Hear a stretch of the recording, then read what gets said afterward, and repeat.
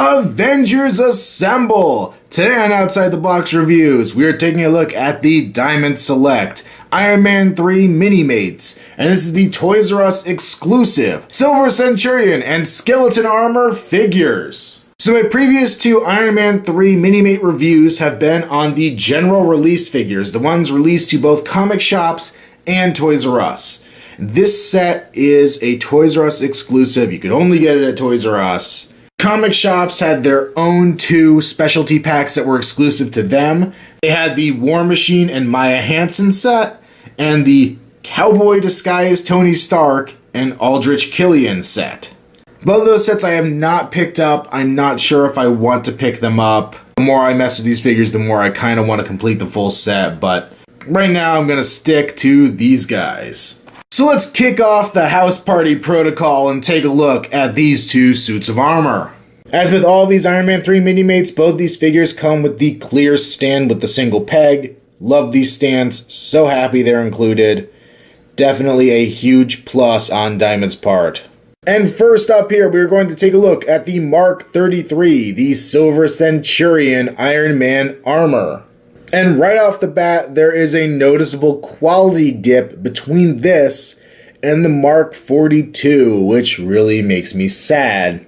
The Mark 42 had some great metallic paint, and the Mark 7 from Avengers had some great metallic paint. The Silver Centurion here has a little bit of metallic paint. The majority of this figure is a very plasticky red, and it's not a bad color in and of itself, but I'm so used to that beautiful metallic red that Diamond likes to use that this just looks a little flat and cartoony.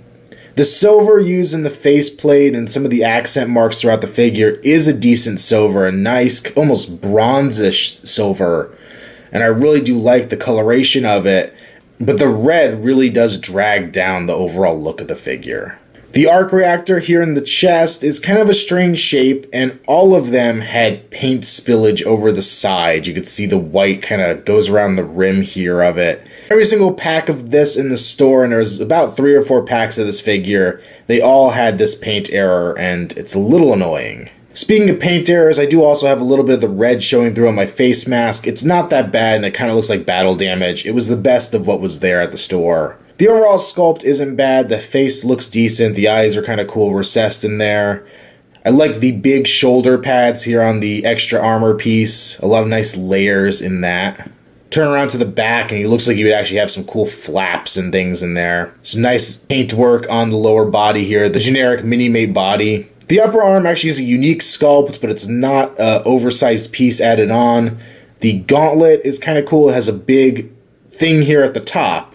Now, according to the Suits of Armor children's book, which I've reviewed over at the Facebook page as an exclusive, this would actually slide away and reveal pulse cannons that this suit could use. So the big deal with this suit would be its pulse cannon weapons that it could fire. I don't believe we saw that in the movie at all, but it's a cool idea.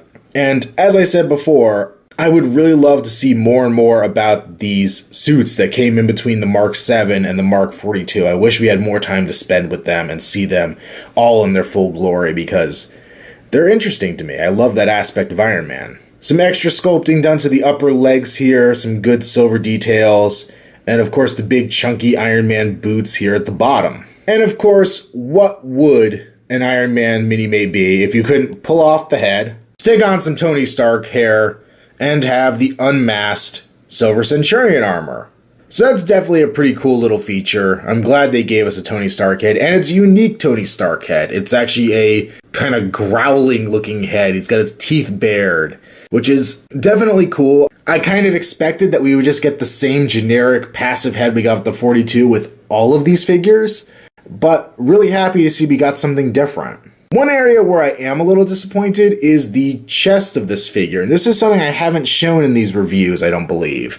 But if you pop off Tony's head and you take away this upper sculpted piece of armor, you'll see there's absolutely nothing there on the body of the figure. And that's really fine because when are you going to take this off? The only reason I gripe about it is if you were to take, say, the Mark 42, you pull his head off and slide up his armor, He actually has painting detail on there. We have the arc reactor inside the chest and some inner workings there. And we turn it around, we have some more inner workings. This is exactly the same paint, decal, whatever they used on the Avengers Iron Man Mark 7, or at least it appears to be to me. And seeing that we're not paying any less for this figure, it kind of seems like he should have had that same level of detail that the other Iron Man armors have. So it's a little disappointing to see they didn't feel like giving that to us. Onto the Mark 41 armor, the skeleton suit, also known as Bones. This is probably my least favorite of the Minimates that we've gotten, at least of the Iron Man armor. It's just kind of bleh.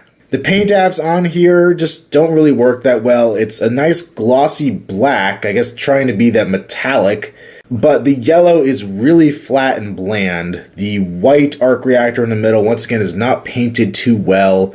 There's a lot of paint bleeding in different areas, and it just doesn't look nearly as clean as some of the other Iron Man armors we've gotten. Also, this is supposed to be a more stripped down suit, so I'm guessing this is a little more like the Mark V, kind of something that's a little more easy to manage and mess with.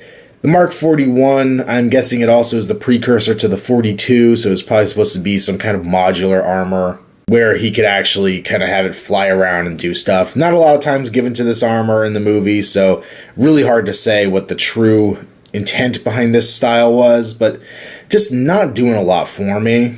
The detail on the back, once again, is also muddled. You can see a lot of little lines in here in the back of the armor, and some black paint in those lines would have gone a long way, but we don't get it. The gauntlets, he has the C-clip hands, and the hand kind of has this little cutout section here, which looks really strange putting on there and has a hard time staying and especially rotating on his arm. The feet down here, once again, there's a lot of detail sculpted in there because it's just plain black. You really can't see it.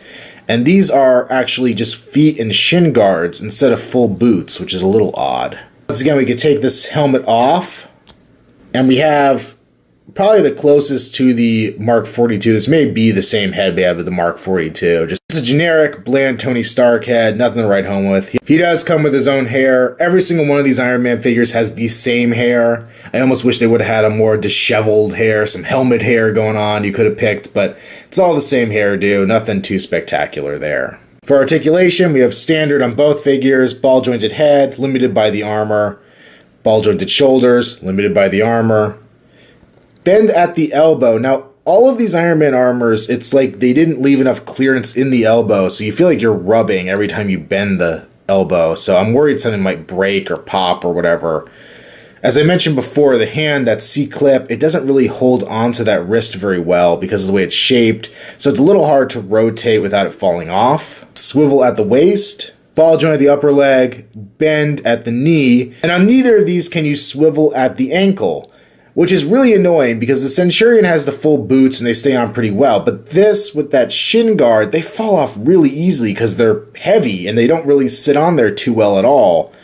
And that just is kind of a pain in the butt. So overall, these two Minimate figures are pretty low on my list. I actually think these are the worst of the batch that I've actually picked up so far. They're not bad, and they're decent representations of the armor. They're just not spectacular. They just don't have the level of detail the other figures have, and it's disappointing.